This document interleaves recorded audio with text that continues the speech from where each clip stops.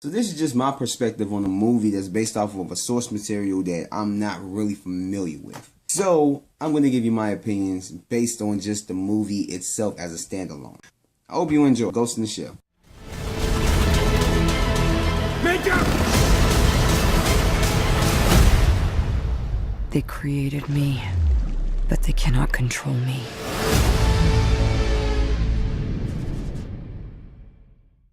So Ghost in the Shell is about this woman who died and was basically brought back to life as a machine and is programmed to work for this company to go on missions. And along the way, she comes across this person who has some insights on her past and what possibly happened to put her in this predicament. And so she goes on a path to try and find out the truth. And so, like every other movie, it has its good and its bad. So let me start off with the good. And so, like I said before, I have not seen the source material. I have not seen the anime of this movie. I've heard about it when I was younger, all the way to now, but I've never seen the movie before. So, with that said, everything that I'm learning about just the Ghost in the Shell story is from this movie. And so, the fighting scenes, I really did like.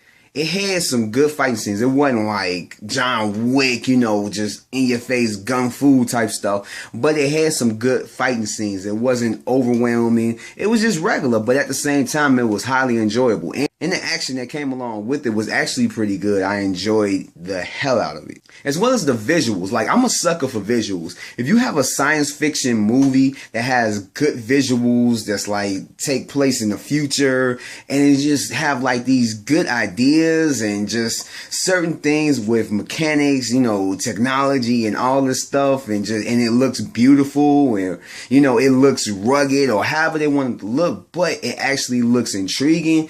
You got me. And this movie was filled with all that. And one of the things that I did notice, even just from the trailer, is that it has a lot of visuals that's kind of reminiscent of anime. And it's like, even though I haven't seen the anime movie of Ghost in the Shell, I have seen several anime movies, and it does look similar to an anime, so I could see where they were going with that, and it kind of worked for it. It was still some realism, but at the same time, you can see that they did take a lot of inspiration, of course, from the source material and just anime and how it looks. And I really did like that. I mean, everything looked really good. I liked the CG in it. It came out looking pretty damn good. As well as the acting. The acting wasn't over the top. It wasn't spectacular, phenomenal, but it was some good acting. I like Scarlett Johansson as an actress, and she does good in a lot of her movies, so I enjoyed what she gave to this performance. And the story wasn't really big, but it did work.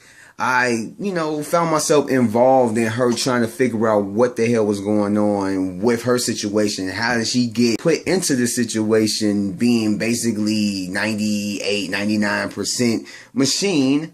Like, what actually happened to her? So that brings me to the dislikes. And one of the things that I really disliked about it was the villain. I mean, in the trailers, it showed like this is going to be like a big bad villain or whatever. And like I said, I'm not familiar with the source material, so they probably could have, this villain probably could have been this way up in the anime movie or whatever, but it was just, he was kind of overwhelming. They made it seem like he was going to be just this big baddie, like they was going to go hand-to-hand combat and all this stuff, but not to give away too many spoilers for those who haven't seen it. I don't know how much of it relates to the animated movie, but the villain wasn't like what I thought he was going to be.